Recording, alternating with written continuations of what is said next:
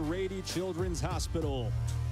Pool A play continues with the final two unbeatens, the United States of America and the Haudenosaunee. The tournament has been electric, and the Haudenosaunee a big part of that with their debut yesterday, pouring in 18 goals in a win over England.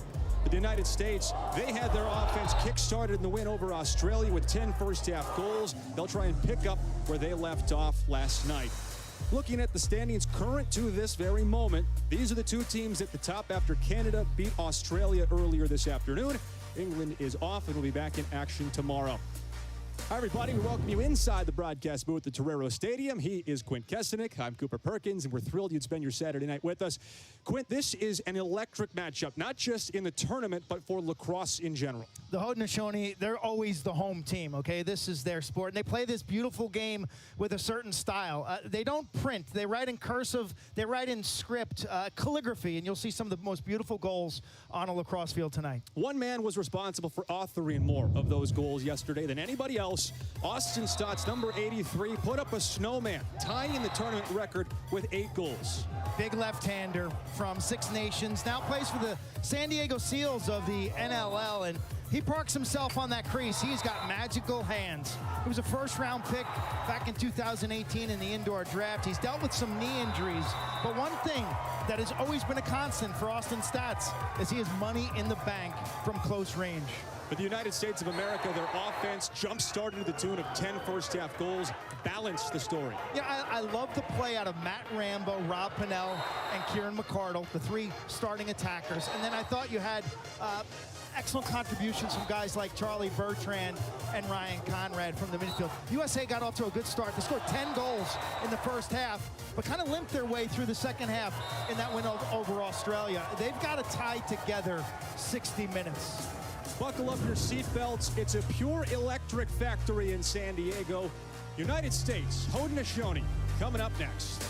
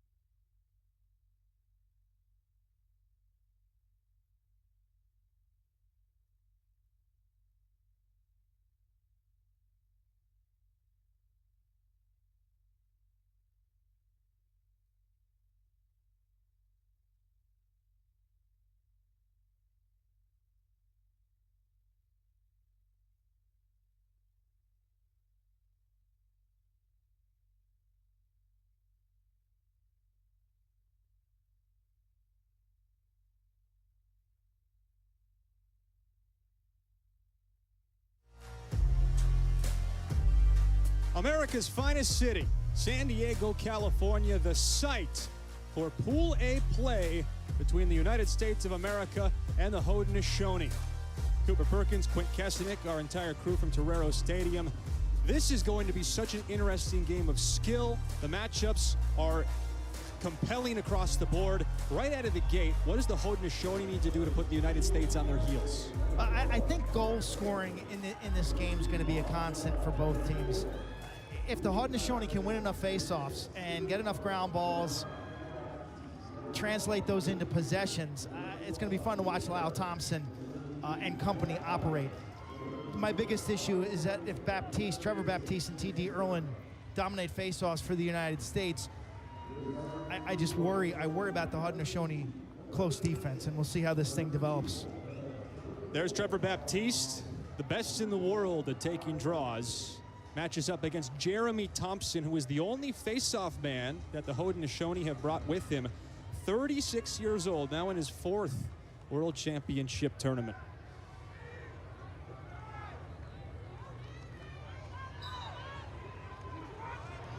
And with that, we're underway as Thompson takes it away from Baptiste and gives the Haudenosaunee the first possession. Lyle Thompson, Randy Stotts, Austin Stotts on attack, as they will get Brendan Bomberry in from a substitution. Kyle Jackson joins him. Zach Miller, the late man on, rounding things out with the Stotts brothers, Randy and Austin. JT Giles Harris, 4 in blue, draws the Lyle Thompson assignment. Looks like Jack Rowlett will be matched up against Austin Stotts. Rest of the defense, Jesse Bernhardt, Ryan Terafenko, Liam Burns, and Danny Logan with Blaze Reardon between the pipes. Thompson feeding for Bomberry, but Stotts is there to retrieve and allow the Haudenosaunee to go back into their offense. The creativity flows from them, and Stotts flashing it right out of the gates. That's a good point, Cooper. You expect to see the unexpected here. This is unscripted brand and style of lacrosse you'll see from the guys in purple and white. Lars Tiffany said he wants this team to play like a cultural jam session. That is exactly what the Haudenosaunee are when they take the field. Randy Stotts squaring up on Bernhardt. Terafenko gets inverted by Bomberry. Thompson for Stotts, cranks and scores! Reardon looked caught maybe in the sun, and Stotts sneaks it past him for his 9th of the tournament. Austin Stotts from Lyle Thompson. Simple wing feed to a step down from low teens, let's say 13, 14, and you get a nice reaction as the sun sets here in the west. Can put some pressure on the goaltender to our right, and Stotts' hot shooting streak continues after 8 goals yesterday. He can't miss right now. There is nothing that Austin Stotts likes to do more than score goals. Whether it's field lacrosse, indoor lacrosse, he is going to fill up the back of the net, and he is this tournament's leading scorer. Thompson jumps, USA has possession, and we'll get the first look at their offense as Connor Kelly trots it into the offensive zone. These matchups for the Haudenosaunee are going to be interesting. It looks like they put Jacob Pacino on Rob Pennell with Zed Williams, normally a midfielder, covering Matt Rambo.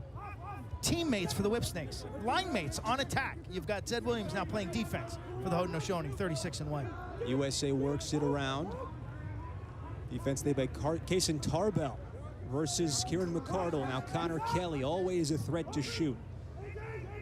Sowers draws the shorty, Kyle Jackson. Always explosive, Michael Sowers. Step down, Kelly hums it high and wide.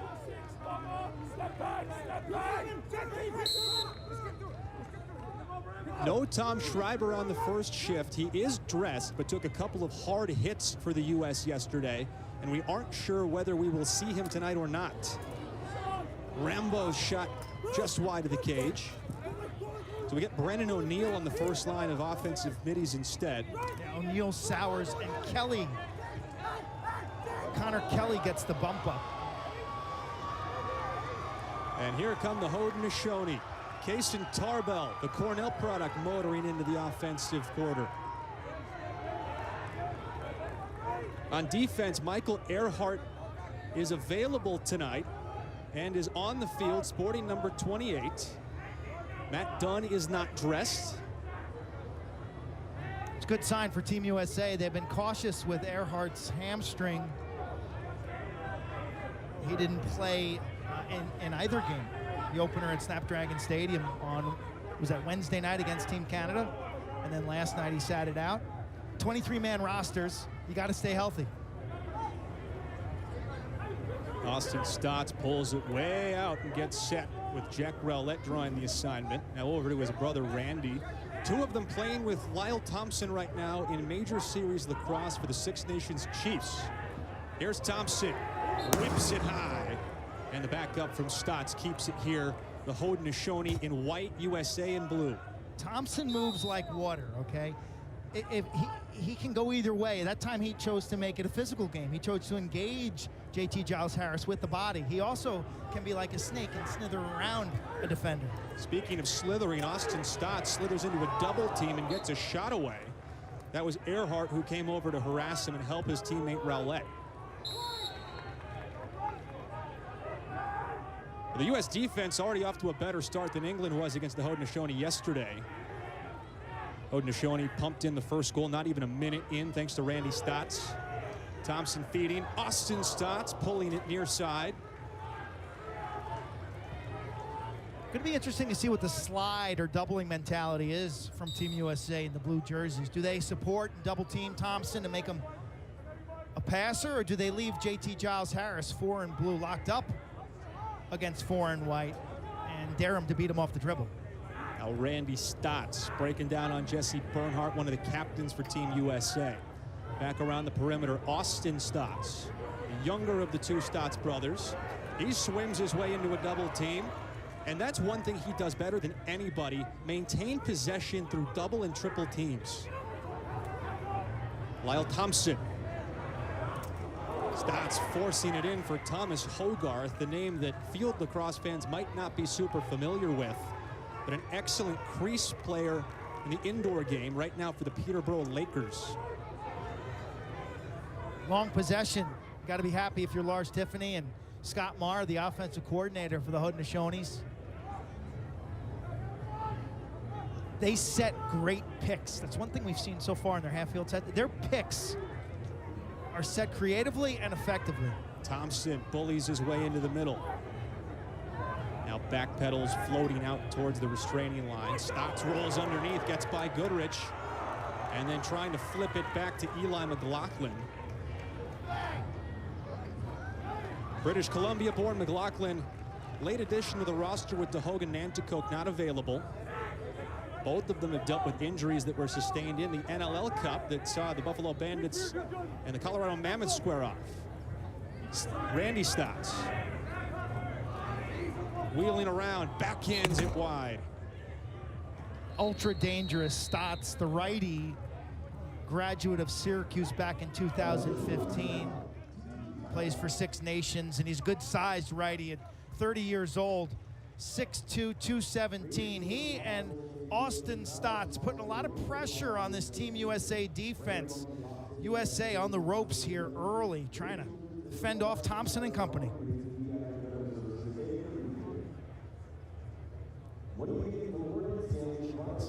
And it goes by fast. At Rady Children's, we're growing up too.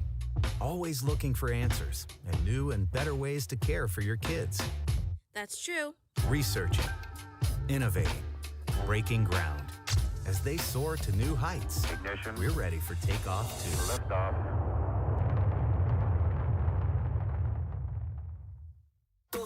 We honor our indigenous roots and international history. Lacrosse is more than a game. We play with speed, heart, and precision. Young, modern, electric, inclusive, growing across the globe. Lacrosse is everyone's sport, governed globally by World Lacrosse. Experience real in a whole new way. From the all-new Rescue Junior, where learning about saving animals is fun, to the icy mission of the all-new Arctic Rescue, the longest and fastest straddle coaster on the West Coast, and spectacular new shows, concerts, parades, and fireworks. All in a world you need to rediscover. Get tickets as low as $64.99 during our 4th of July sale. SeaWorld San Diego. Real amazing.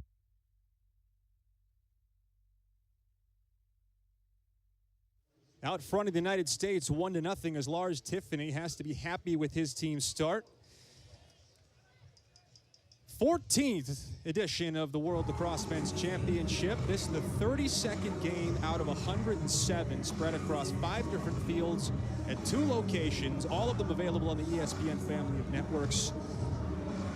Earlier on this field, Canada beat Australia to get their first win in the tournament.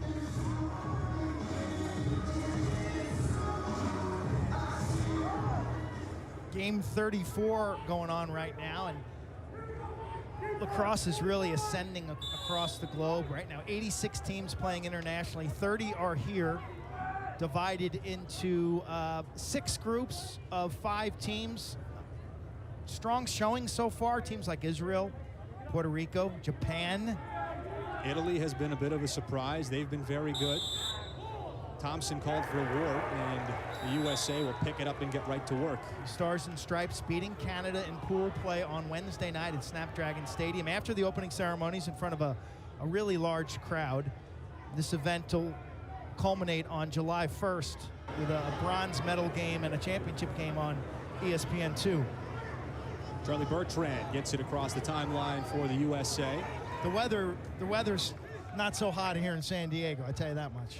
It is near flawless. Unbelievable. Pack some sunscreen, but get ready to go out to the beach with your free time because it is everything. I learned that. Ideal for these athletes. I mean, it's cool in the morning and then it gets cool at night. Tops out about 70 degrees Fahrenheit. Not too humid. Not too humid. I tell you, Israel was a cauldron. It was hot. Denver's Denver. It's altitude and dry. This is ideal.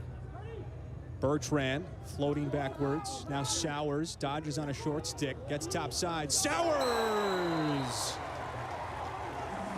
Yeah, I think there's more from Mikey Sowers. Princeton and Duke University. Averaged nearly 6 points a game as a collegiate.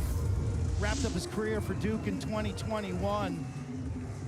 His quickness, his burst, his separation speed, stutter step, split dodge left to right. I mean, he can free up his hands. I think he's a little untapped in this offense, quite honestly, playing midfield. I want to see him more behind the goal. I know they got him running midfield alongside, typically has been Schreiber and Brennan O'Neill, but I think there are brighter days ahead in this tournament for Sowers because we've seen no one can stay with him.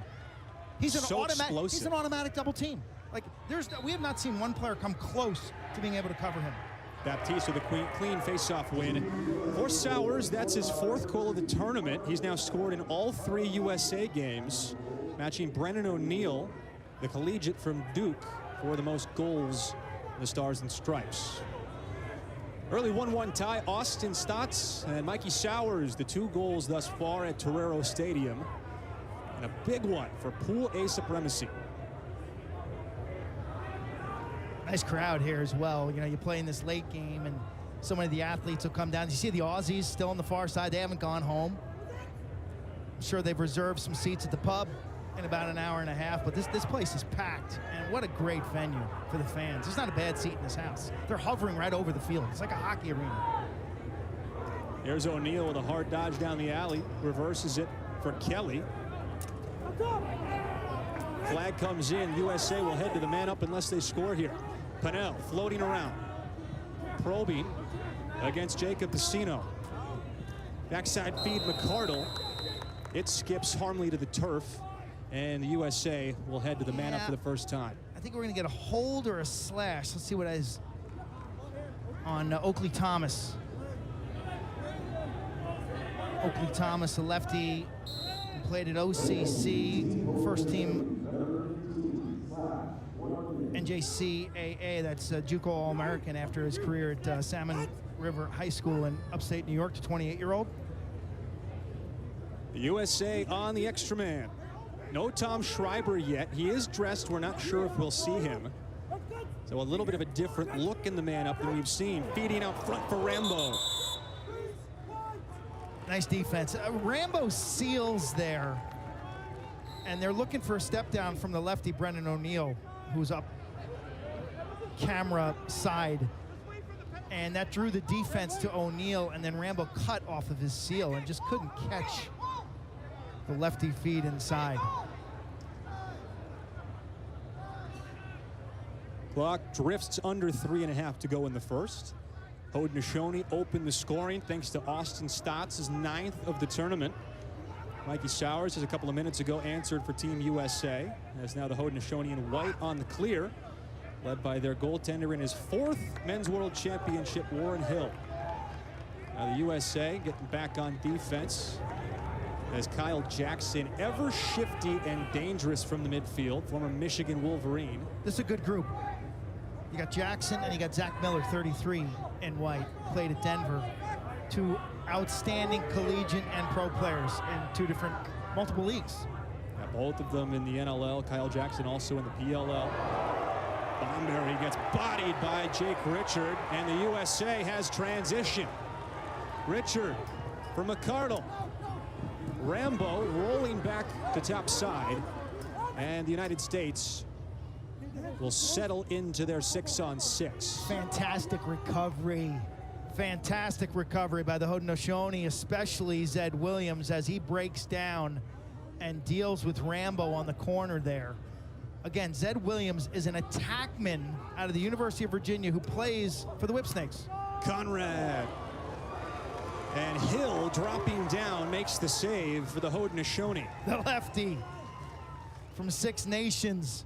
Syracuse 2016, where he started 8 games for back then John Desco's Orange.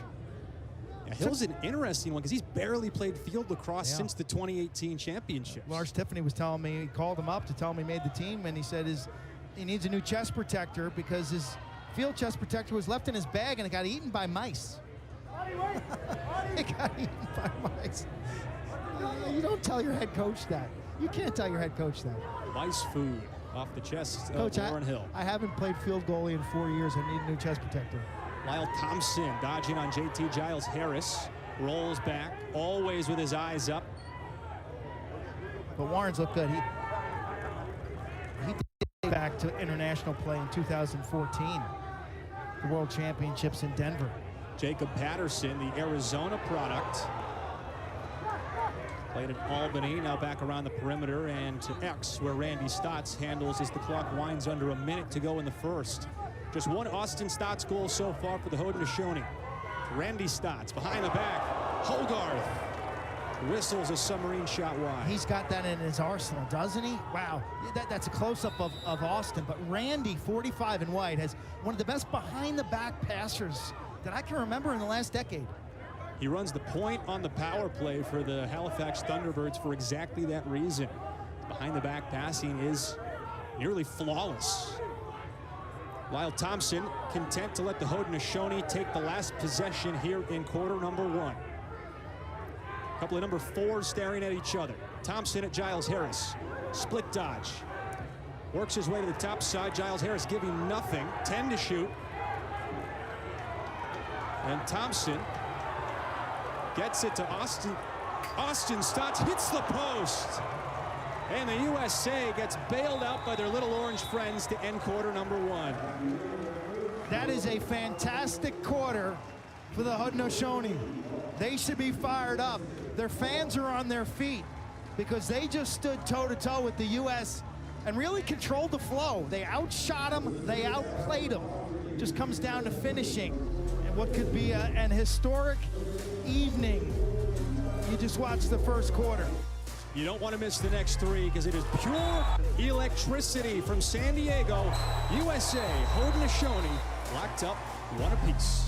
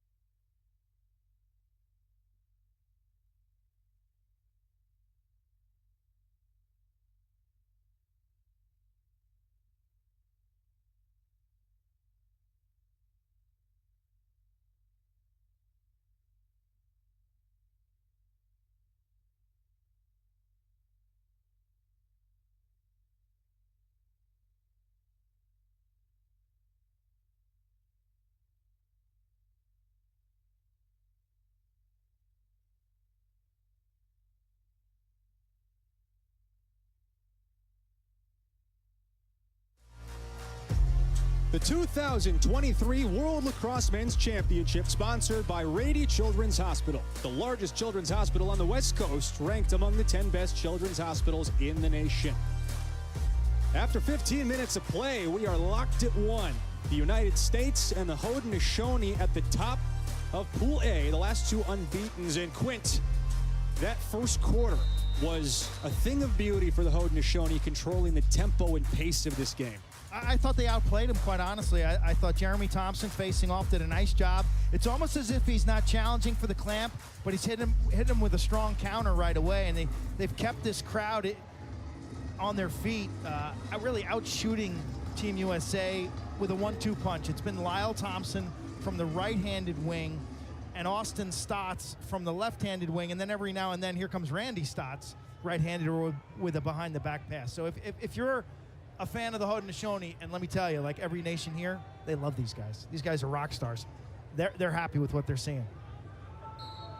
Austin Stotts, Mikey Sowers, the 2 goals so far, as Trevor Baptiste wins his 3rd out of 4. And the U.S. will clear for the first possession of quarter number 2.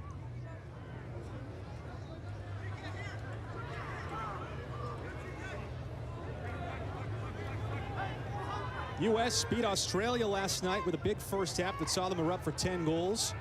After the Haudenosaunee on this same field blew out England, scoring 17 of the game's final 20 to put up 18 and beat England 18-5. Matt Rambo working from X, Kieran McArdle. No Tom Schreiber yet. He's dressed, but we don't expect to see him. O'Neill, left-hand cradle. Connor Kelly, defended by Kyle Jackson, has a size advantage on Jackson. Bodies into him. Rolls back and shoots high on Hill, who gets a piece.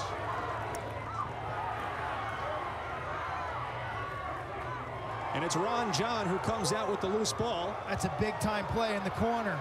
Rambo riding with reckless abandon. Can he finish it? And John gets it out ahead to Kaysen Tarbell. And here come the Haudenosaunee. You can feel this crowd is on their side. Yeah, the World Championship is always, that's the case. Great save by Hill, who fights this one off, and then the loose ball goes in the corner. USA had a numerical advantage, but Zed Williams gets there first, prevents Rambo from getting it, and then Ron John, 19, is on the scene. He does a good job. Ron John played midfield at Albany, and now he's transitioning as a long pole here in this event. Both he and Zed Williams out of position, but they're supremely talented athletes. Randy Stotts surveys. Yeah, John has really cut his teeth playing defense in the NLL. With a short stick, obviously. Exactly. A great athlete. He could do everything in the college game except be a prolific scorer. So it's a good role for him. Randy Stotts. Meandering across goal line, extended, bodies his way in. That's right, body. He's not going to beat you with speed. And a takeaway check. I mean, Rowlett looks like an offensive lineman on that play, dealing with a pass rusher. The way they're body on body, the way he's sitting down, and they're all exchanging, collisions with their shoulders. Rowlett able to stand tall against those collisions. Flag down on the field. The USA could have a man-up opportunity. Overhead check by Jake Pacino. I love Pacino, 88. In the purple. He's a demon on the field. 50 forced turnovers last year. He's got another year. He'll return for Scotty Marr at Albany. Honorable mention, All-American, America East Defensive Player of the Year. Jacob, to me, he's like a twin brother of Gavin Adler, who plays at Cornell. They're the same body type. They're my height. And these guys run around and cause havoc and make stuff happen. U.S. on the man-up for the second time. They did not convert their first chance. Kelly, O'Neill, Rambo up top. Sowers, McArdle, Pinnell around the rest of the perimeter. It's Pinnell. Now O'Neill. Stripped on the overhead by Oakley Thomas, and Hill collects the ground ball. Well done, I tell you, well done. He left it hanging. O'Neill left it hanging. Got his pickpocket, he lost his lunch money. He's gonna have to call mom, go to the principal's office and call his mom. Haudenosaunee giving a little Brody Merrill special with that overhead takeaway check. I saw Brody downtown San Diego today walking down the street to get his coffee this morning at around noon. The ageless Brody Merrill. Yep, defeated Father Time, 41 years old. Haudenosaunee in white trying to clear the ball. Watch him go over the top. Whoop. Jerry Stotts trots it up to the midfield line. Played his college ball at Syracuse, 27 games for the Orange once upon a time. And now Lyle Thompson. Penalty has expired. Back to 6-on-6, and the Haudenosaunee, who have controlled possession for much of this game, can continue what they've done and put pressure on Team USA. Tied at 1. Dictate tempo. Tire this defense out a bit. Maybe draw a foul here or there. Stotts zigs and zags. Now Thompson has Giles Harris hung up. Thompson looking.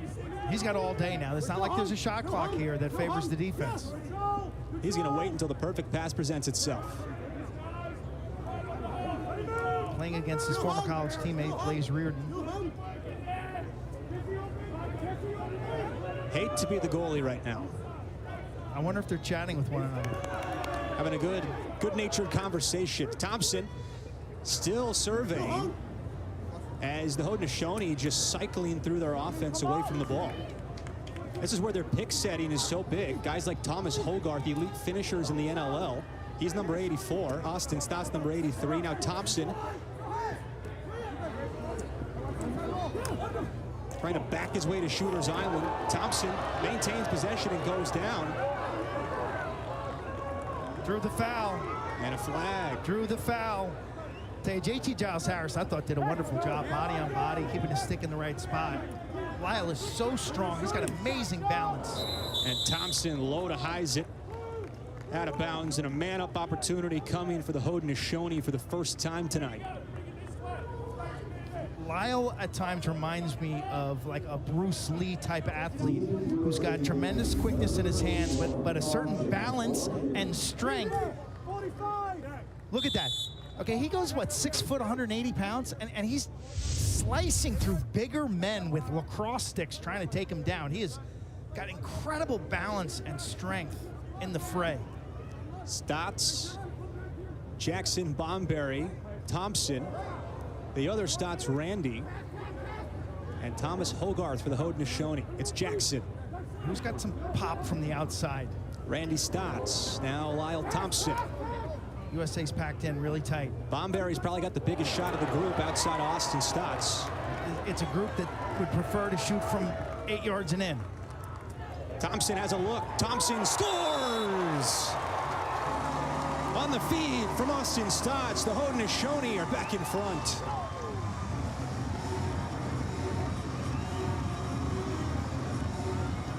You're looking at the best player on the planet.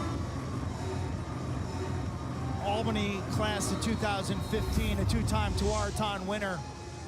He draws this penalty early with his strength, and now you see he's got a little range there, the right-handed rip.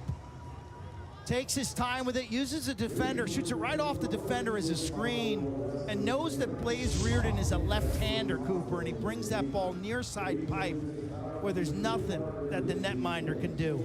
No mercy for his college teammate, because right now it's about international lacrosse. Haudenosaunee 2, USA 1. You're watching the 2023 World Lacrosse Men's Championships from San Diego, California.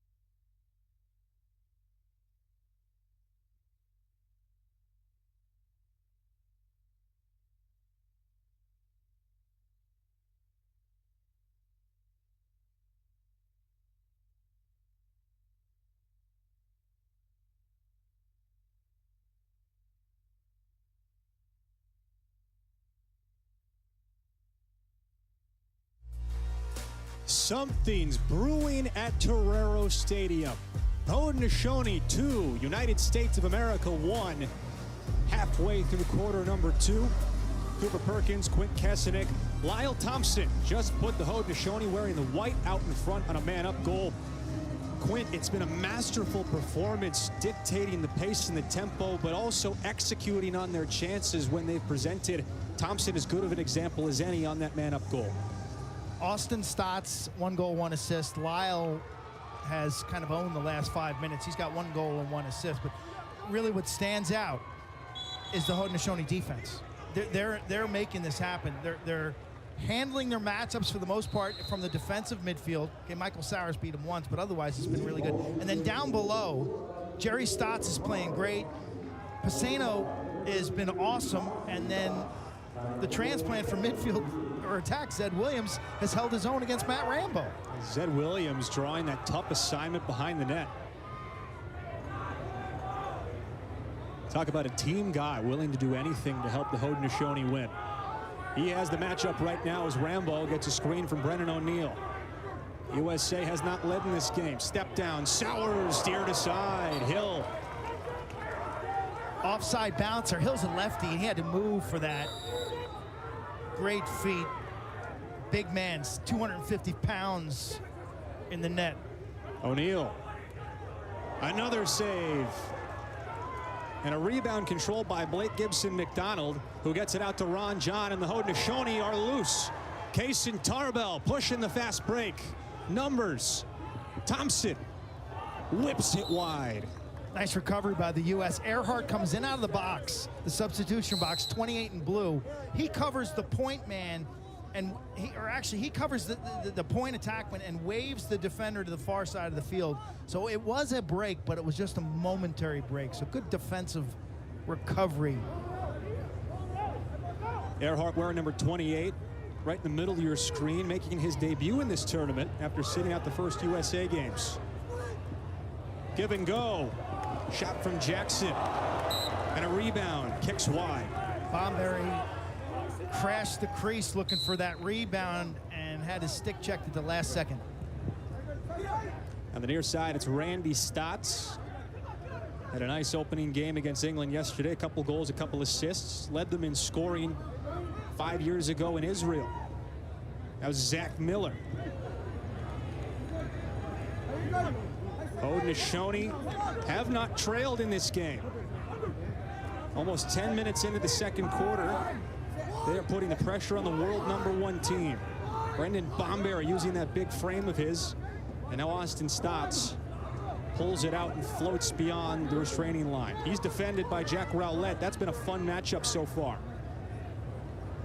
Stotts forcing for Kyle Jackson, and it trickles to Reardon as the U.S. can now clear.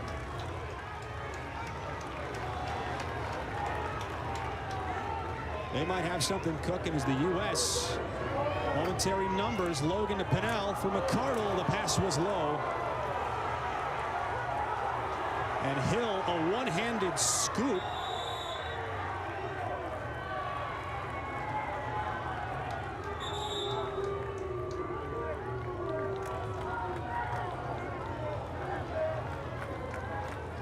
So a flag and a 30-second penalty incoming, as the Haudenosaunee will have possession. Feet inside, really well defended. Zed Williams loses his stick, but Warren Hill, the goaltender, comes out, makes a nice play here. He's tangled up by the riding USA attackman and then throws it one-handed. So a beautiful handle by Hill, not only making stops, but he's held by Pinnell on the play. Haudenosaunee call a timeout. They are 0-6 head-to-head against the U.S. and Canada, the last 2 World Championships, and they've gone 10-0 against everybody else. Bronze medal in 2014 in Denver, bronze medal in Netanya in 2018, made their first appearance internationally under the Iroquois name back in 1990. There was a bit of conversation that perhaps those 2014 and 2018 teams were better on paper than the addition of the Haudenosaunee we see tonight. I don't think that's true. They have shown that they are not just skilled, but the guys playing out of position like Zed Williams have stepped into a whole different realm. As you look at the world rankings, they come into this event at number 3, and I would agree with that. Jerry Stotts, Pacino down low are kind of known quantities. Zed and Ron John have been the 2 additions, but you know, this roster, it's gotten a little older than it was, and obviously in 18 and 14. Lyle's now 30.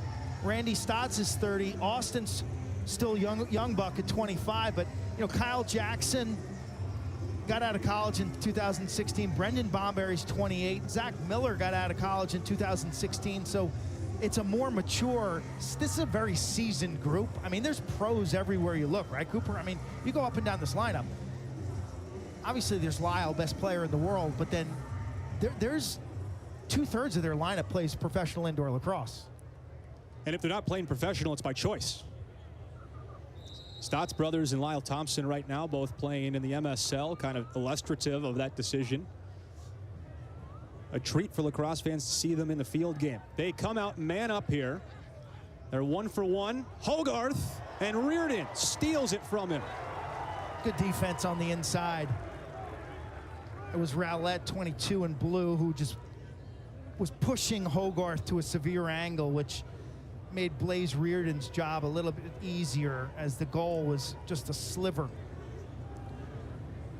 Yeah, it's Scott Marr, offensive coordinator. I bumped into him today, just when I was walking around the field earlier. He said the vibe is different this year. He said, you know, a couple years ago, he said when we presented the team with some things and we felt there was guys talking in huddles and maybe debating and saying we should do X or Y or Z. He said this year with Coach Tiffany, there's like one voice and everybody's on board. This is this is a team that is bought in to everything they're doing. Tiffany in his first World Championship as the head coach of the Haudenosaunee. Clock at 3 minutes to go in the first half. This man, Mikey Sowers, the only USA goal. Good defense from the Haudenosaunee. Now here's that Whip Snakes matchup. Bertrand whips it home. Tie ball game. Charlie Bertrand.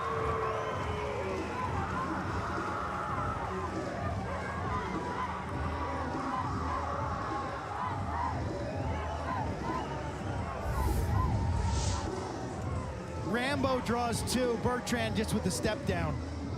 We haven't seen very many multiple pass goals from Team USA in this tournament.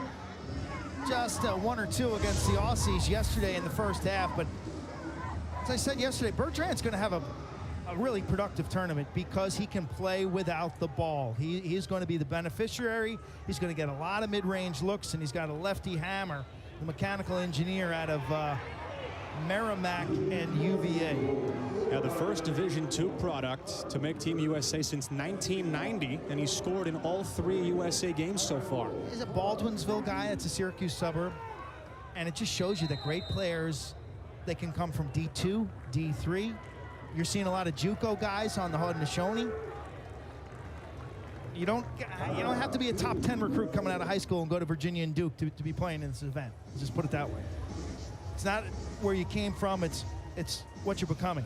You know, I saw on Twitter from Dom Starja something to that tune, that everyone wants to talk about going Division I, but this tournament is such a great illustration of the high level of lacrosse that can be found in all pockets collegiately in the United States. As you said, not just Division I, but Division II, junior college in the case of a lot of the Haudenosaunee players. It is a real example of how much the sport has grown and how high the level has ascended. You know, Larson Sundown for the Haudenosaunee, he played collegiately at RIT. We've talked about the Albany guys, Jacob Patterson, probably most recently in 2021, along with a current player there, Pacino. There are more RIT players on the Canadian roster than any other university. A strong Syracuse contingent, a strong Denver contingent on the Haudenosaunee and the Team Canada. If you're just joining us, Team Haudenosaunee has controlled much of this first half. Austin Stotts opened the scoring about halfway through the first quarter. Mikey Sowers answered for the U.S., who were quiet offensively for a while as the Haudenosaunee kind of very methodically worked their way into a man-up that Lyle Thompson converted. And just a couple of minutes ago, Charlie Bertrand on a step-down tied things, and the U.S. will have possession 1:49 until halftime. I think the challenge for this USA team, many of these guys have come recently from the Premier Lacrosse League, which has a 32 or 52-second shot clock, and these games feel differently, okay? It's almost like the clock in those games asks you to play at an accelerated pace and allows you to kind of pull away from your opponent. With this, without a shot clock, I think it keeps the two teams closer longer in the game, you know what I mean? And it's harder to separate quickly in a game and to build a 3 or 4 goal lead. And so you have to have maybe more of a grinding mentality as a team. The Haudenosaunee certainly have brought that. The U.S. getting the test. Now Rambo, one-handed, misses wide. Great move at X by Rambo, who played a stellar game last night. Tuarton winner out of Maryland, 2017.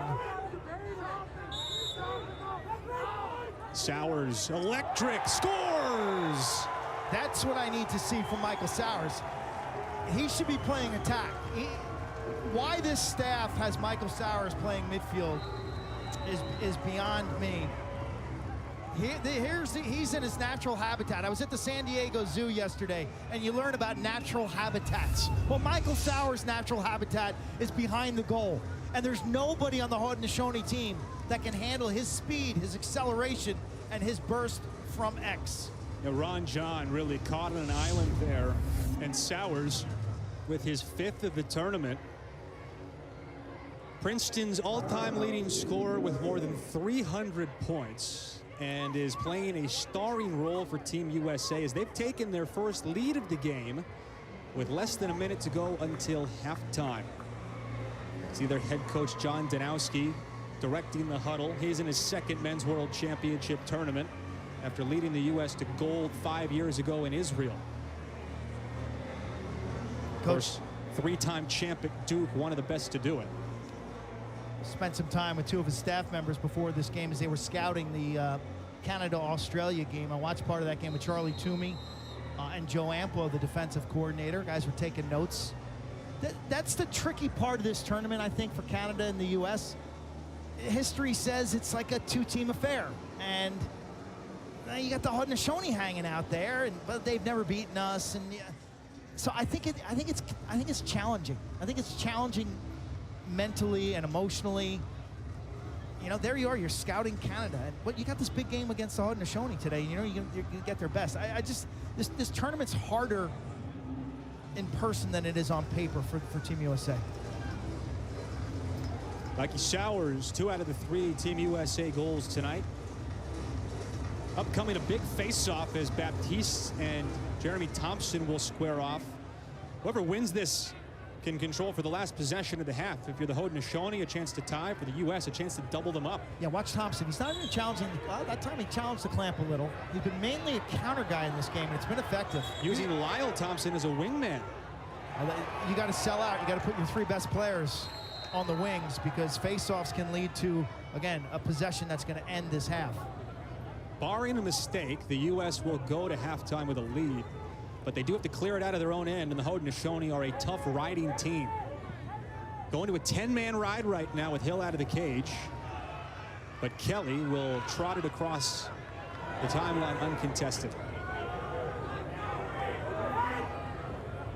What do you got here? Short time play. 20 seconds. Rambo working on Zed Williams, his PLL teammate. Bodies into the strongest man on Team Haudenosaunee. Tries to skip a pass for Brennan O'Neill. How about that? Big Zed gets it done against Rambo. The righty-lefty combination on attack for the Whip Snakes going head-to-head. I still can't get over that. And both are about the nicest guys you'll ever meet. Matt Rambo and Zed Williams. O'Neill just lets a rocket fly 20 feet above the net. And the first half ends with the United States of America ahead of the Haudenosaunee 3-2. That score doesn't tell the story, though. This half belonged to the men in white. They led nearly the entire time. But when it's all said and done, the U.S. goes to the break with a lead. Stay with us for halftime coverage. You're watching the 2023 World Lacrosse Men's Championships on the ESPN family of networks.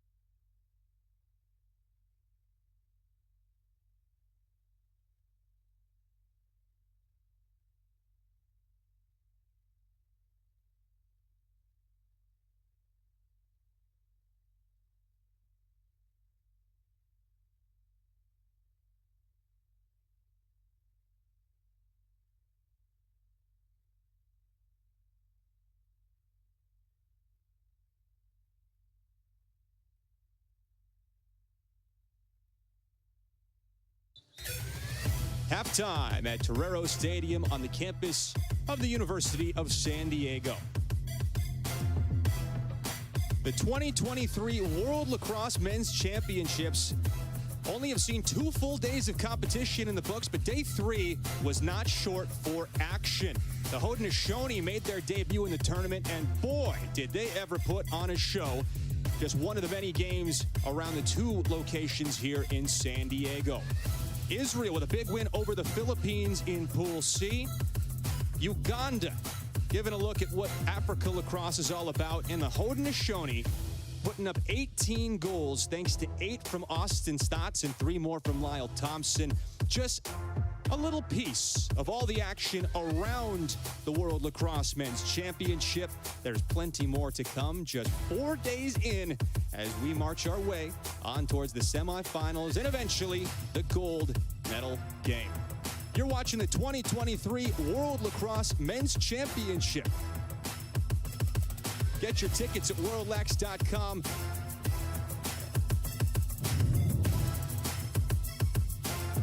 A couple of highlights from day 3. Mentioned Austin Stotts tying the record for the most goals in a World Lacrosse Championship game. Also added an assist against England. Matty Rowarth threw in 8 as well. Not every day you see 1 player, let alone 2, put in a snowman. Elsewhere, Will Vitelli, who has been excellent at the face-off X for Italy, was great again against Mexico. And Joseph Varela doing things between the pipes. We'll be back with second half coverage coming up shortly. You're watching the 2023 World Lacrosse Men's Championship.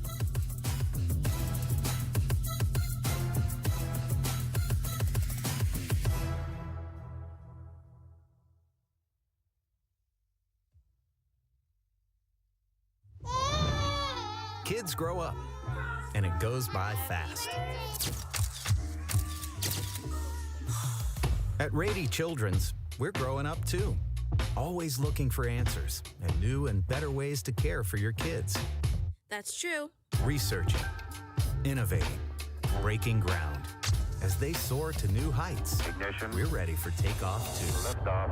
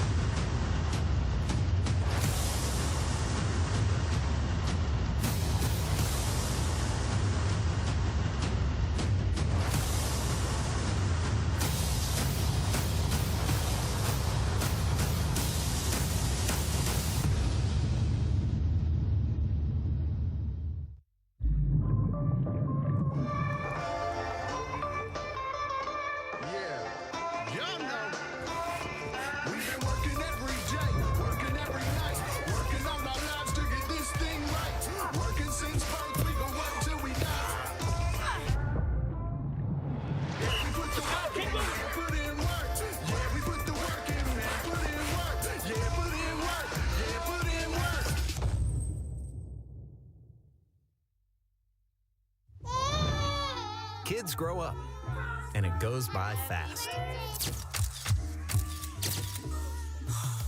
At Rady Children's, we're growing up too. Always looking for answers and new and better ways to care for your kids. That's true. Researching, innovating, breaking ground. As they soar to new heights, Ignition. we're ready for takeoff too. Liftoff.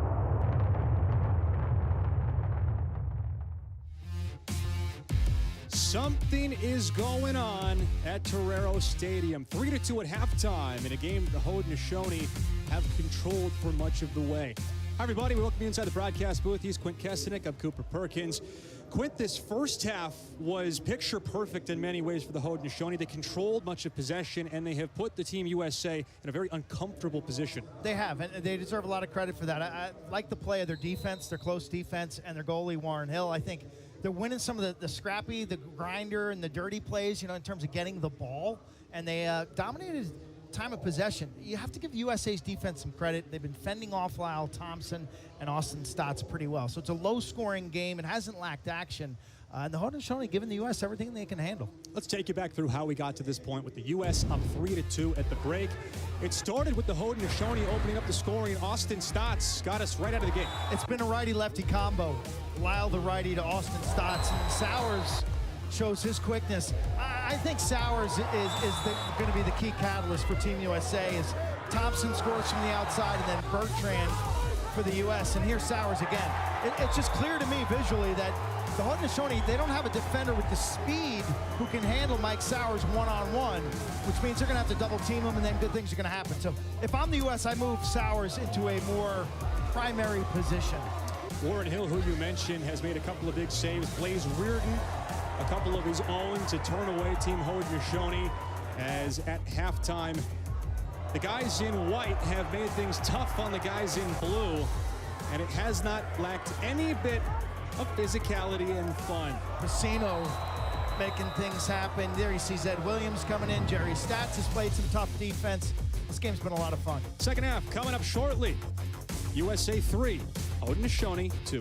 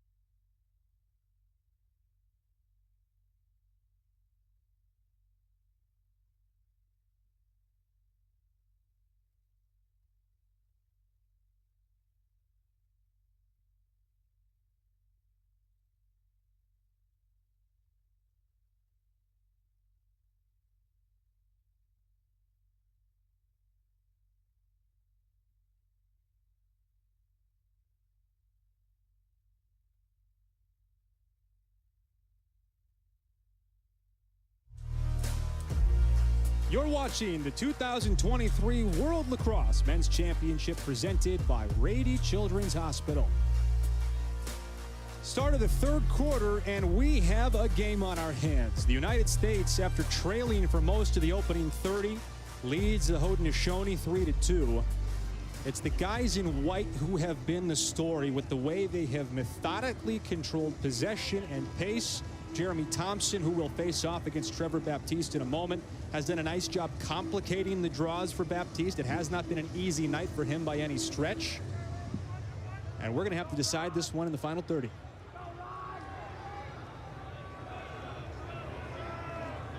Sun has finally set. Lights in full effect at Torero Stadium, campus of the University of San Diego. Thompson's done a great job. Jeremy has done an amazing job. 36-year-old, Syracuse, 2011, NLL Georgia Swarm, taking on T.D. Erlin and Trevor Baptiste, and he's mixed up the moves. I mean, that time he just beat him to the clamp. He's familiar with both of them quite a bit. He sees them in the NLL 4 times a year. T.D. Erlin playing for Toronto, Trevor Baptiste playing for Philadelphia, Jeremy playing for the Swarm with his brother Lyle. This is a matchup that has been going on for 6 months. Jeremy, I mean, the first time I heard about Jeremy was at Lafayette High School when they won 2 state championships. He was a second-team All-American, I believe, at Syracuse.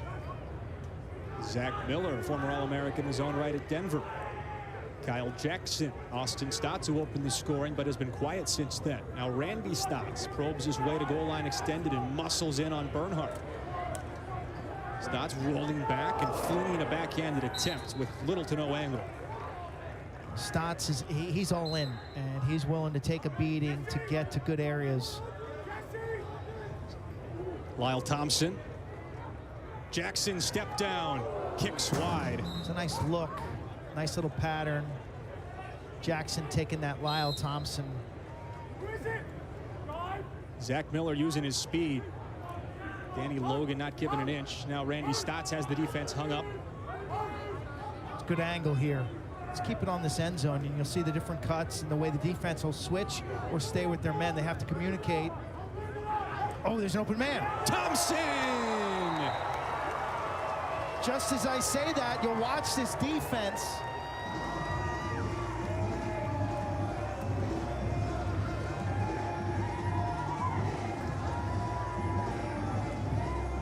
Tied at 3.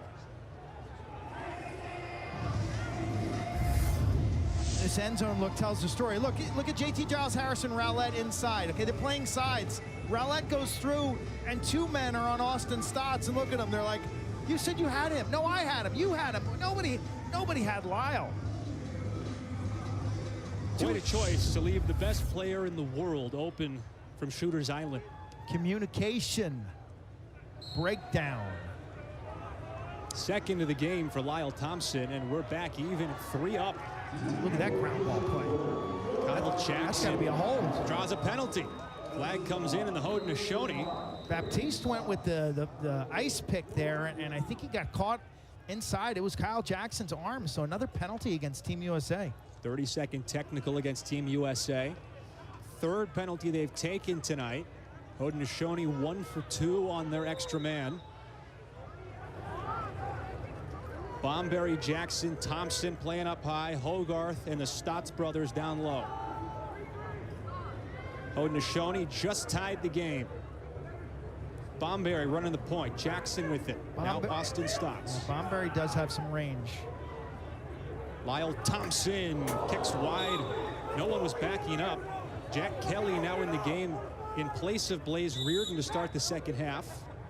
Between the pipes for Team USA. The penalty released. Here comes Terefenko. Austin Stotts trying to find an angle. Nice job on defense by Liam Burns, the former Marquette star. Thompson on the short stick. Terefenko. Terefenko giving nothing. Flag comes in for Team Haudenosaunee. One more pass. Stotts. Bomberry!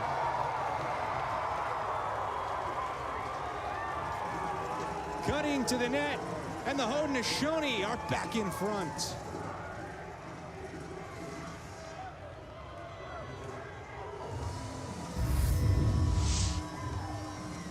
Ball's top left, circular passing. Defense has to rotate, and just such a well-timed cut by Brendan Bomberry. He realizes on that feed to X that the defense is going to have to get their second slide from top down, and he makes that a longer movement, a longer slide, and he cuts that near post to Syracuse University.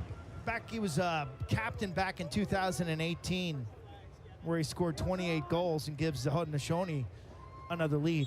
Bomberry, one of the captains for the Haudenosaunee, scores his second of the tournament, first of the game. And they have the lead once again. Back-to-back Haudenosaunee goals.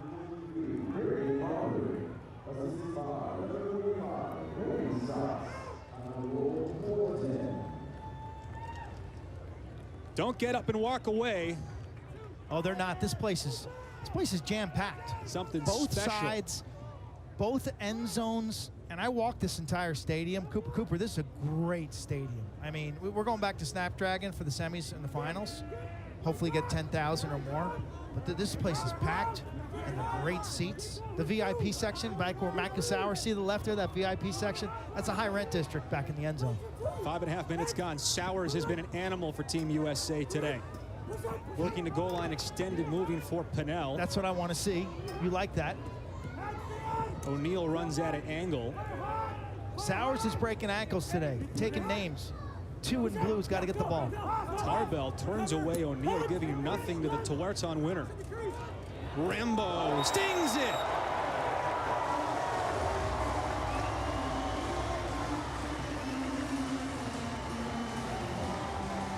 He was great last night for Team USA, and Rambo, a couple of points, tallies his first goal of the night to tie it up. A little too much real estate for Rambo on the left-handed wing. McCardle picks up the assist. Watch Matt's textbook with his feet, the hips, the shoulders, and the wrists, and the follow-through. He's been doing it for a long time, Matt Rambo. 28 years old now, playing for his first appearance, I should say, as a USA national team member. I just narrowly missed out in 2018 after coming out of Maryland. T.D. Erlin wins the clamp and wins the faceoff. That's Rambo's spot.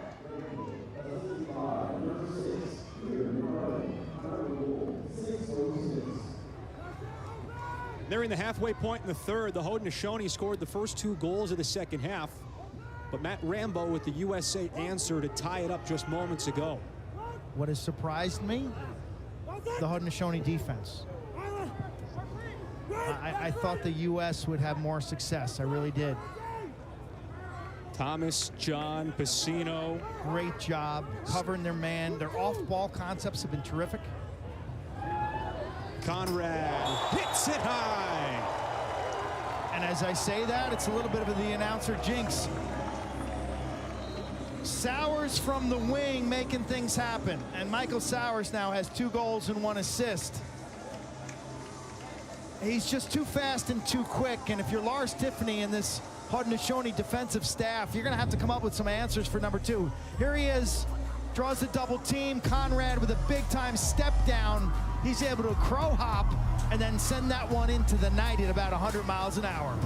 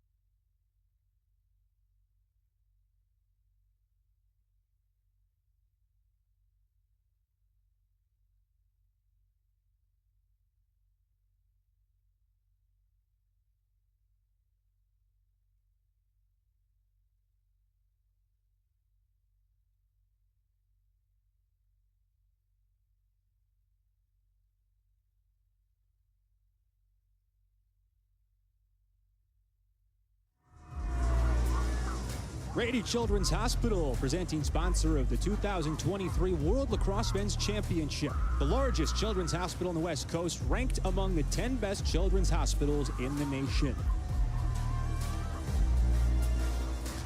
Team USA takes a 5-4 lead back after back-to-back goals, first by Matt Rambo tying, and then Ryan Conrad giving the lead. But out of the break, the Haudenosaunee scored 2 of their own. Randy Stotts to Lyle Thompson, and then Stotts again to Brendan Bomberry. But the USA answer has them back in front. Rambo from McCardle, and then Conrad with the right-handed rip. Michael Sowers has been involved with 3 of the USA goals, and this face-off battle has been fascinating. Austin Stotts, you just saw, has been somewhat quiet after scoring the game's first goal. His 9th of the tournament, but has been kept out of the net since then by the combo of Blaze Reardon and Jack Kelly. No offense to the Canadians, but this game, like the Haudenosaunee, as I said earlier, they're the home team, okay?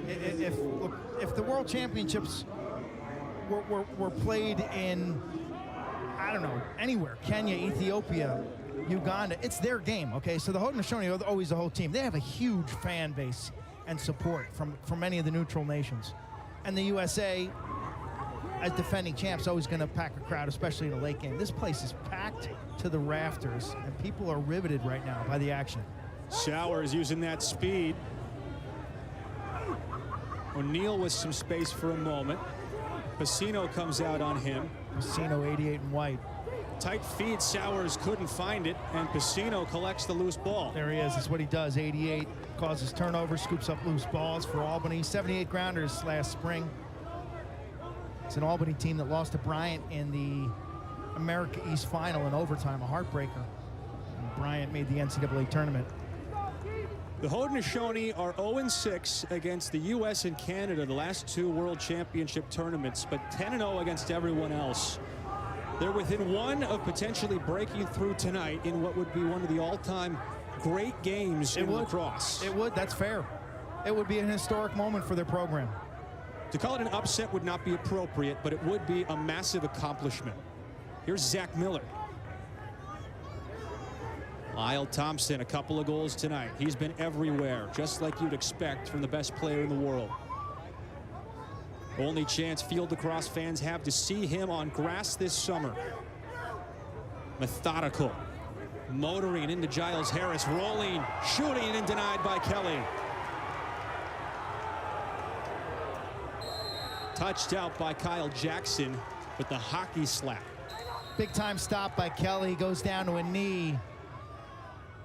And takes that one off the leg from close range. Thompson, he'll roll back, keep the stick in his right hands, and Kelly just read it. You know, the instincts. Earhart! Back in the lineup. And buries with the long stick. He's got his fan support.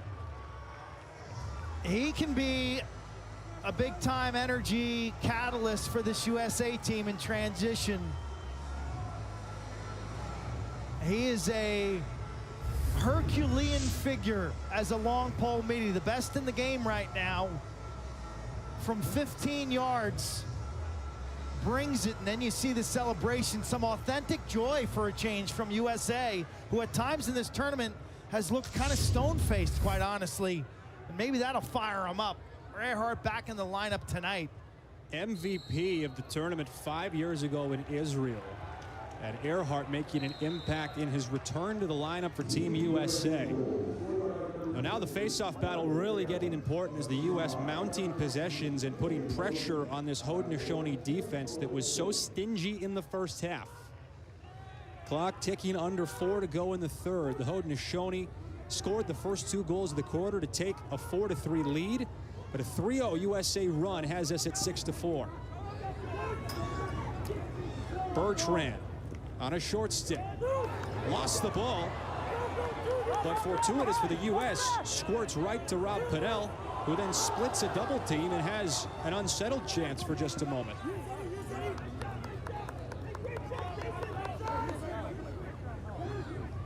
United States offense came to life in the first half last night but has been kept in check for much of the evening by the Haudenosaunee wearing the white. Kelly reversing for Pinnell, who's now way up at the top. Bertrand defended by Kaysen Tarbell. McCardle gets space off the screen. You called it. This is a beautiful down screen. I think it's Bertrand who sets it. If you're a young player, watch 41 in blue. Set this pick right here. A little bit of a wide base, but he's stationary, and he seals the man down and allows McCardle to scrape off his shoulder to pay dirt. A well-set pick. Sets up the lefty rip. McCardle, the second most points in the PLL a year ago, making his first appearance in the Men's World Championships at the senior level. Gives the U.S. their largest lead of the game and the largest lead for either team. Erlin, a clean win for Team USA as Danowski's adjustment to go away from Baptiste and to Erlin has paid off for them. That's what's so tough. That's a nice bullpen option, don't you think? Hey, let's get grab TD. Baptiste has not been dominant. TD only went 75% in college. Yeah, TD is the all-time leader in face-off percentage, and he's backing up Trevor Baptiste. Not tonight. You know what I love about TD, though? Competitive excellence. The guy played 3 sports in high school. As a senior, he came in 3rd in the New York State Wrestling tournament at 160 pounds, okay? You don't back your weight into stuff like that. The amount of time and effort he's invested in his body and his craft and that mental toughness, competitive excellence, TD Erlin. And now Rambo has the Haudenosaunee hung up. We saw Bomberry score for the Haudenosaunee in a similar spot. Nice closeout And by the chase. Zed Williams against the hands of Rambo as he no backup. Tries to curl left-handed. Someone's got to mirror Rambo there. Remember, everyone's in front of the goal when he's got the hangman situation, but it changes quickly because when he curls top side, someone on the weak side's got to see that and say, okay, it's my turn to go behind. So the Haudenosaunee can hold for the final possession of the 3rd.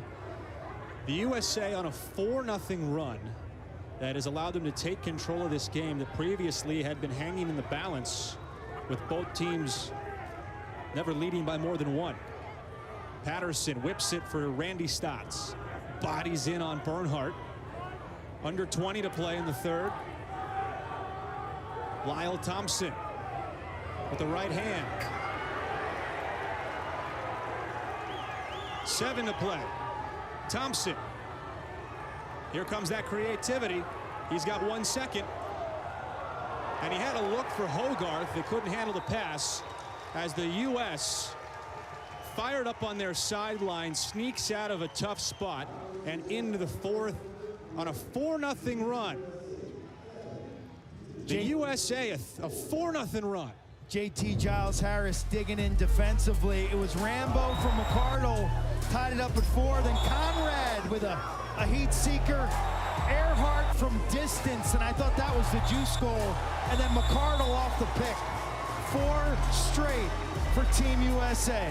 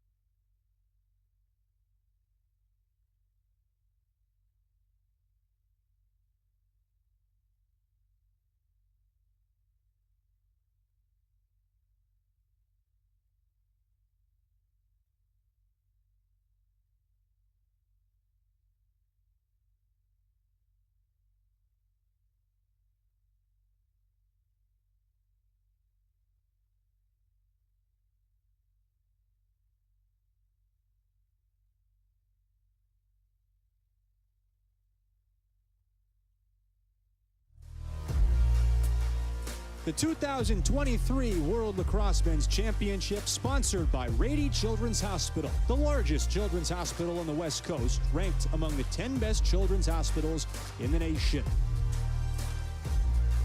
45 down, 15 to go. The U.S. on top of the Haudenosaunee, 7-4, but that score doesn't tell the whole story.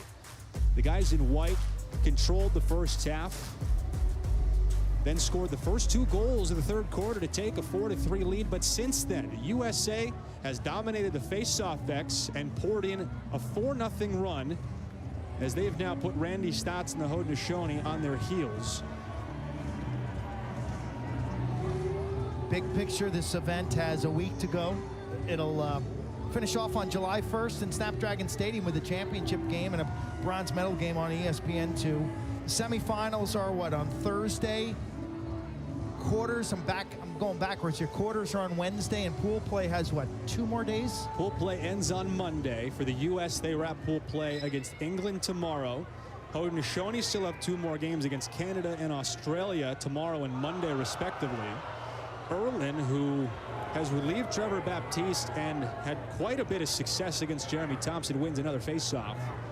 The U.S. a chance to really put the pressure on. And the cool thing about this format is after pool play, it becomes a big bracket, which invites the successful teams from other pools, whether it be Japan, Israel, Puerto Rico's had a great tournament, and those teams can keep winning themselves to play against the big boys. Israel, Puerto Rico is a de facto championship game in their pool after both of them have remained unbeaten to this point. Years ago, that didn't exist. Years ago, the championship was just in this division. And those other teams weren't even in consideration. Sowers.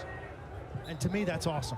I mean, the thought of Israel or Japan getting to play one of these established powers and maybe go for that upset would be newsworthy.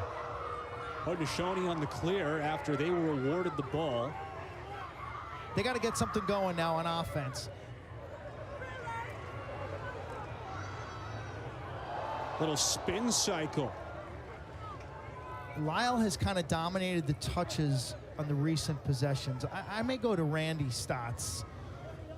Well, Randy's had a pretty nice night when he's had the ball in his stick. 2 assists, one of them to his brother Austin, another to Brendan Bomberry. He wears number 45 and plays X for Haudenosaunee. Up top, it's Kyle Jackson. He draws Michael Earhart as the defender.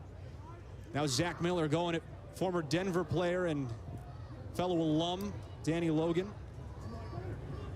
Yeah, they didn't. I don't think they crossed over. Logan a little younger than Miller. Logan a little bit later. Now here's Stotts. Quick movement up to Miller. Sweeping again. Leaves it for Jackson, who bounced it a bit too high. Jack Kelly between the pipes, he's fired up, man. He's barking signals. He's getting after his defense, trying to keep everyone connected, everyone on the same page. Defense is about communication. It's about reading each other's body language and making quick decisions, putting out fires, solving problems.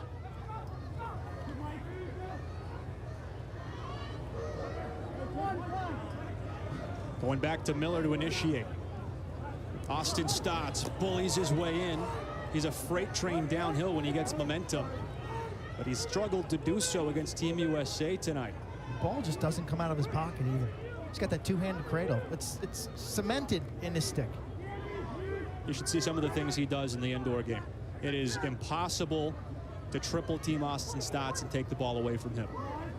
Lyle Thompson racing underneath, rolls back on Giles Harris. Here's Stotts, and he hums it wide before taking a shot from Earhart. No call. He goes down. And what the referees must have thought was in a theatrical fashion.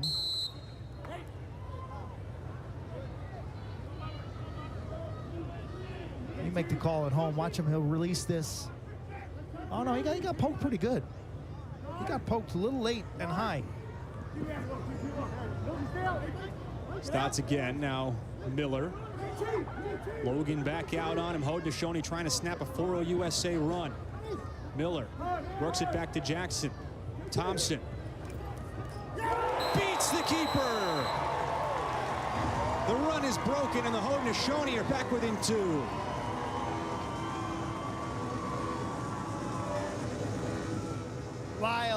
is just wicked. It's just nasty. We've seen him all day long taking that sidearm shot to try to work the near low corner.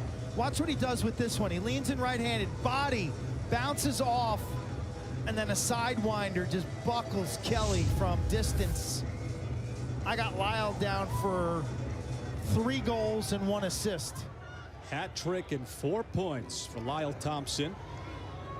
Had 3 and 1 yesterday against England. 6 goals in the tournament for Lyle Thompson. Big face-off win though for TD Erlin. Nearly 5 minutes into the 4th quarter. I got to spend a full week with Lyle and his brothers, Mile and Jeremy, 5 or 6 years ago when Nike had the ride event in Portland, Oregon at the Nike headquarters every summer. I think we did it 3 consecutive summers, and it was like 5 days straight. And I spent the whole day with the Thompson brothers, and for me it was a transformational time. Just to listen to these young men talk about the sport, the creators game, the origins of lacrosse, and I had talked to other indigenous players, older, different generations, but for some reason it really stuck with me. Bertrand lost his handle. Chief Horn Lyons of the Turtle Clan was a great goaltender for Syracuse in the 60s, and I spent some time with him. But the Thompsons have a certain way of explaining the virtues of lacrosse and what it means. It's a game that was first played amongst the animals. It's a game that is a gift from the creator. Salutes the wood of the stick and the catgut of the ball and all the ceremony and festivities and what the game truly should mean. To put in perspective just how much this game does mean to the Haudenosaunee, in addition to every point about this being culturally significant in so many ways, playing for the late Alf Jacques as well, the great stick maker who passed, their funeral unable to attend because they were traveling here to San Diego. Thompson couldn't get it on cage. We saw Zed Williams at the start of both the England game yesterday and today sport a wood stick in honor before switching to more modern metal variety. But this Haudenosaunee team just has so much riding from an emotional and transcendent place. Austin Stotts. And we got a game. Yeah, and that's why they're reaching deep right now, and that's why these fans are on their feet. 5,600 of them. Nearly 6,000 fans. And there's magic in the night. There's magic in this game. A lacrosse stick. You mentioned those wooden sticks. I got 4 or 5 in my office that I just cradle with at times when I want to think. There's something special about a lacrosse stick. And I tell you, there's something special about this outside rip. Lean in, you give him a big elbow. Get out of here, Rowlett. You step back and you sink it from distance. Haudenosaunee back-to-back goals. We got a 1-goal contest at Torero Stadium. More to come on the other side of this break.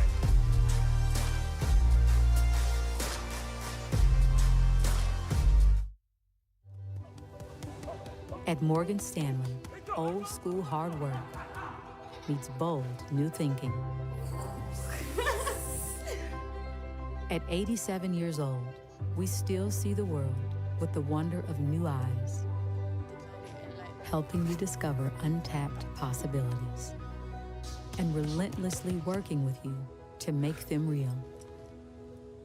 Old school grit, new world ideas, Morgan Stanley. Kids grow up, and it goes by fast.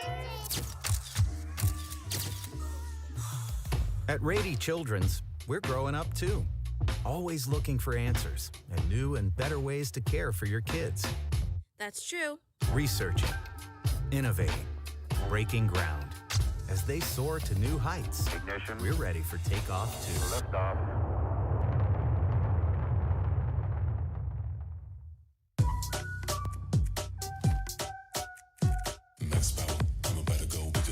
If I ever lose, set it on, faster than ever. If I ever lose, set it on, we're doing better. Hidden oracles are coming.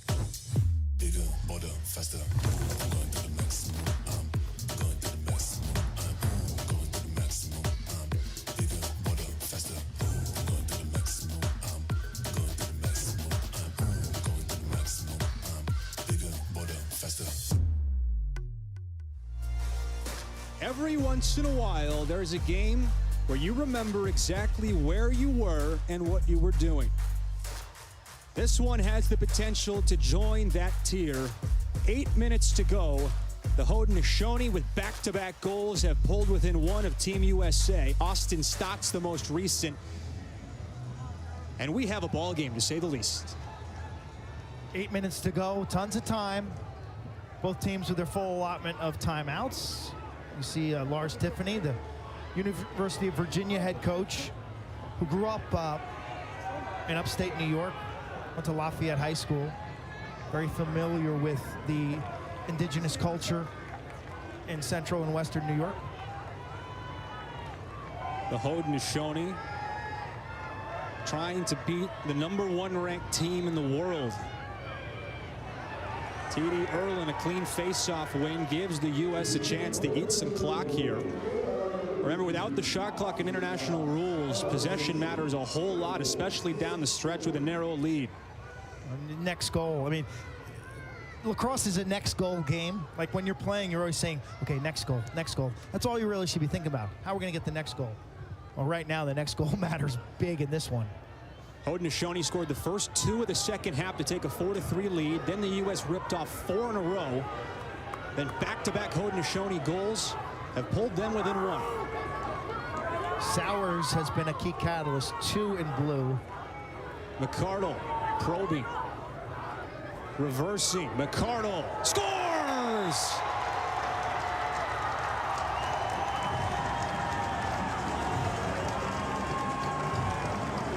Important goal. And once again, the USA does a nice job of a two-man game, a wing pick here. Gives a left-hander McCardle out of Lake right here. This pick set by Sowers is just enough. He makes enough contact with Jerry Stotts as the Haudenosaunee try to keep the matchup, and he tries to fight through the pick. But Sowers' pick does a good enough job just for a moment to free up the hands, and McCardle nails his second goal of the game. Second of the second half for McCardle, paired with a pair of assists. And now a huge face-off between Thompson and Erlin. Ball's anyone's to have. And Erlin comes out of the scrum with it. Big face-off win for the U.S.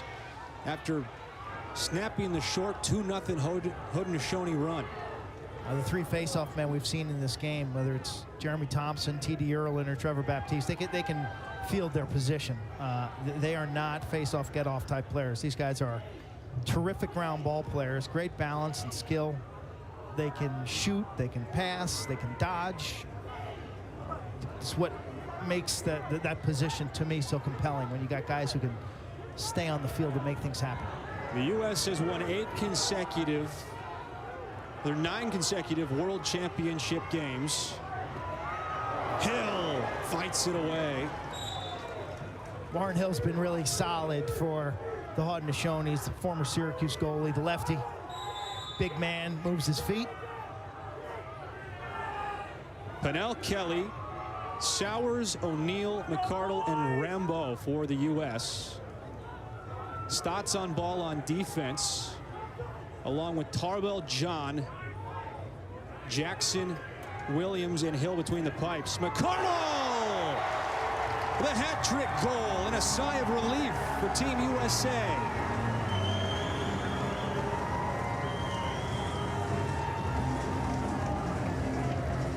Seizing the moment. The veteran out of St. John's and Suffolk County.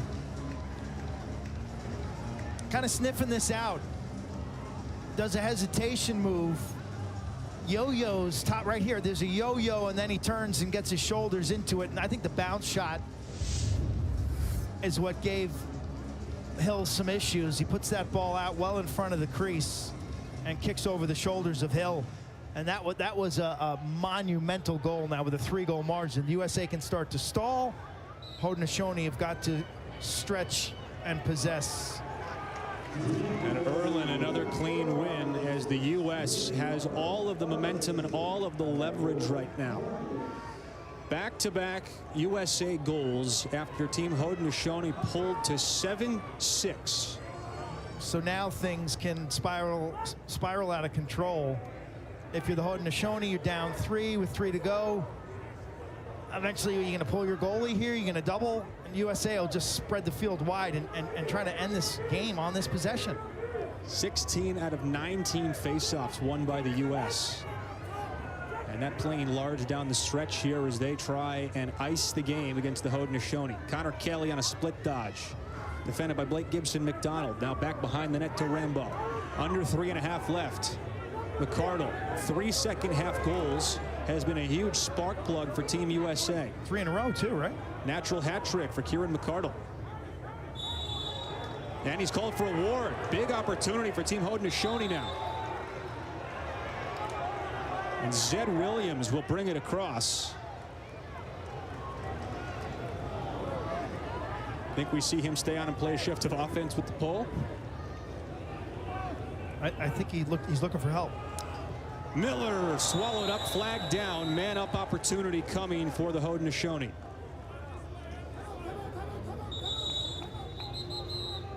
Smart timeout by Lars Tiffany because this is running time. The timeout and the penalty would start within that running time. He calls timeout, which preserves the massive amount of the penalty, basically, the full amount of the penalty. In international rules, the penalty starts essentially as soon as the committing player starts to run off the field. So, to your point, Quint, an opportunity to set up the man up, kind of like you would a power play in the NLL or in the PLL. It's an opportunity to get a huge goal that would change this game quite a bit. You haven't had success at the face-off X, but you've been able to find some answers against this Team USA defense the last few times down the field. We just haven't seen them have the ball much. No, they haven't. They're 2 second-half goals. Excuse me, 2 fourth-quarter goals. Lyle Thompson unassisted and Austin Stotts. And she got a good look at Lars Tiffany, head coach at the University of Virginia. He's handling the defensive side of things. Scott Marr does the O. Haudenosaunee with 1 power play goal. If you're just joining us, it was earlier. It was a Lyle Thompson goal from Austin Stotts. There's Scotty Marr in the background with the goatee, head coach at Albany. I think regardless of the way this game shakes down, you leave impressed with the effort from guys like Lyle Thompson, Austin Stotts, and this entire Haudenosaunee group. They played a really strong game tonight. Cooper Perkins, Quint Kesenick, we thank you for joining us at whatever point in the game you have. Yeah, I mean, 1-1 tie after 1, 2-2 tie. USA took a 3-2 lead. Haudenosaunee led 4-3, and then kind of a 4-goal run by the U.S. gave them 7-4. Haudenosaunee cut it to 7-6 before McCardle scored 2 in a row. Around the perimeter, Thompson, Bomberry, Jackson, the Stotts brothers, and Thomas Hogarth. Here's Austin Stotts bodying into JT Giles. There is scores. The stick work is sublime. I mean, the ball is in and out of sticks. It is poetry. That is the poetry that we were talking about earlier. The circular passing, and JT Giles Harris is on the scene and covering him pretty well, but he's established leverage. He gets top side and beats Kelly to the punch. Austin Stotts could score in a phone booth. He just was in a phone booth. And he's taking a look at the big screen. Austin's had another big night after an 8-goal performance last night. Make no mistake, Austin Stotts loves the big stage and is a big-time goal scorer. He is the tournament's leading scorer with 11. Now 2 minutes, no longer a running clock here in the 4th quarter. Long sticker Jacob Piscino will take the face-off against TD Erlin. Chase him down. And a nice job by Erlin to get USA to possession. Here come the double teams. Jack Van Valkenburg into the game in net instead of Warren Hill to get a little bit more quickness on the field as he'll be part of the double team effort. A little more mobility as you see the Haudenosaunee now pressing out. Kyle Jackson on Kieran McCardle. Set up a double team. You'd like to pin him Ryan Terefenko being chased around by Piscino. Zed Williams all the way out on Brennan O'Neill. See if Zed's got some checks in his arsenal. 1:20 left. Team USA hanging on. But they back up the shot as O'Neill does not get it on Cage. Timeout, Team USA. It's a good timeout. I'm not sure who called it, but the stoppage certainly helps the defense, Cooper, because this will be a restart from behind, and this is an ideal spot where the Haudenosaunee can set up a double team, and Lars Tiffany will get out the whiteboard, in this case, which is green, and draw up the double team he wants here. Now, you've got to have a goalie on the field. So Jack Van Valkenburg, he can play attack, and you could put an extra field player down low, or Van Valkenburg could actually cover one of the USA attackers. Van Valkenburg, current student at the University of Albany, one of just a couple of college players for the Haudenosaunee. But he is a little bit more nimble than Warren Hill. Hill, a big guy, takes up a lot of space, really good stopper, but asking him to double team is exactly a big task. And by rule, every lacrosse team has to have a designated goaltender who has a goalie stick, a chest protector, and a throat protector. It doesn't necessarily mean they have to play goalie, but they have to be somewhere on the lacrosse field. The back-to-back McCardle goals, huge right now for Team USA. It was 6-7 in favor of the U.S. after Austin Stotts pulled the Haudenosaunee within one. But back-to-back McCardle goals really have given the U.S. some breathing room, even with Stotts tacking on his third, narrowing it back to 2. Some big performances from Lyle Thompson, Austin Stotts, and Kieran McCardle, all of them with hat tricks. Also a couple of goals for Mikey Sowers for the USA. There's Zed Williams, and what a warrior he is. Picking up a long stick. He's an attackman by trade, taking on the toughest assignments for the Haudenosaunee. It just embodies everything that this team is. He's a lacrosse player, you know. I think that's the beauty here. I think in the U.S., too often we funnel players to certain specific roles, and the game has gotten over-specialized. And I think the Haudenosaunee, this will be a great reminder for U.S. players. Like, just play lacrosse and be flexible. Sowers goes down, draws a flag.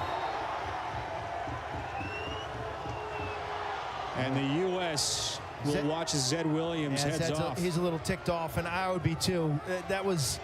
Zed's a big man, and Michael Sowers is not. And Zed's going to win the collision, and he does here, and the ref throws the flag. And that's going to really make things an uphill swim for the Haudenosaunee. Here's another look. Watch 36. Yeah, he pushes him from behind. Extends his hands. You know, Sowers is lightning quick. A good call at a frustrating moment for the Haudenosaunee. Timeout in the field. It's a tough assignment. Tough assignment for Zed, who, if you meet him, he's a large man. He's 6'3", 230 pounds, and there's Sowers. He's like a meerkat at the zoo. You know, bing, bing, bing, bing. He's left and right so fast. Williams is such a tremendous representative of the Haudenosaunee as well. Yes. I was talking to my broadcast partner in the NLL and good friend Nick Ocello, who told me about once going through a buffet line with Zed as he carried his stick with him. There's just this relationship that not just Zed Williams, but all of the Haudenosaunee have with their sticks, going back to our story about Alf Jacques. It's just such a special thing to see this game be as competitive and tight as it is. I think there are a lot of lacrosse fans, regardless of their nationality, that may have been pulling for the Haudenosaunee tonight. And how can you blame them? Your stick is an extension of yourself when you truly become a lacrosse player. Like, I've never checked my stick into baggage. I've always carried it on, and then COVID and the TSA changed those rules, and so you unscrew it and you travel with your stick head because you don't want anything to happen to it. For these guys, their stick is their paintbrush. You know, it's their way of showing their style and their flair and their artistry. And you look at this Haudenosaunee team, and all shapes and sizes, whether it's Zed at 6'3", 230 pounds, or whether it's this goalie, Jack Van Valkenburg, who's what goes 5'8", 160 pounds. That's the beauty of this game. Anyone can play. Van Valkenburg back in between the pipes for the Haudenosaunee as they will try and double team with 65 seconds left. Also playing down a man. Yeah, this is quite a challenge. Let's see what Pacino has up his sleeve. He's got any kind of checks here on Sowers, but look at the speed. Trying to chase a meerkat out there in Michael Sowers. Brennan O'Neill, strong of a stick as there come.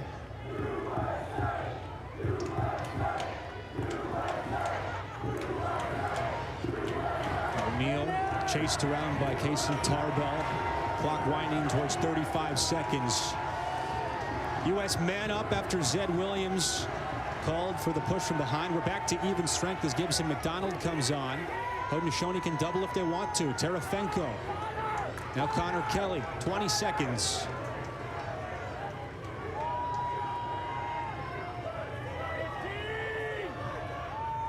And Kelly's going to have a chance to just run this one out.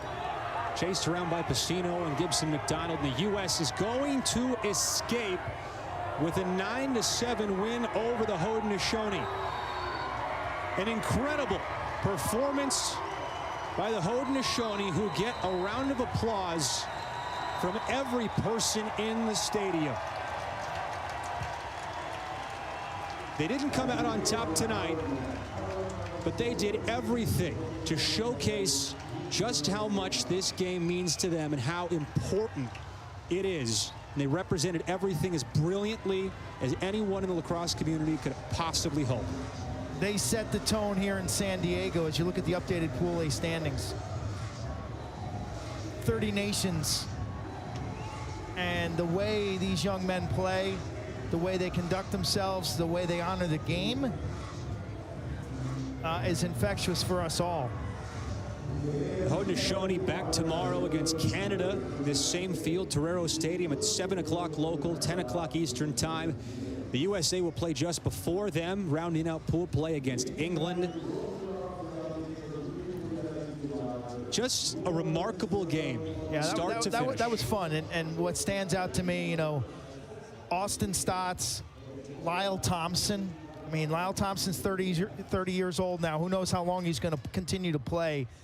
Every day that I can watch and we can watch Lyle Thompson is a great day. And then for the U.S., I thought that the play of Kieran McArdle was, I mean, he had his moment. He had his Team USA moment with 3 consecutive goals, which really proved to be the difference in this game. So congratulations to Kieran. It took him a while to make Team USA. He's not a young buck. He got cut a bunch of times, and he should be really proud of his perseverance. And today it all pays off for him.